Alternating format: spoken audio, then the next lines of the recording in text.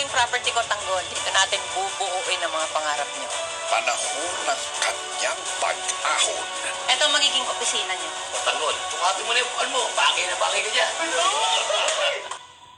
Pagbabayari ng makasalanan. Benny, bakit malungkot ka? Wala na si Nick.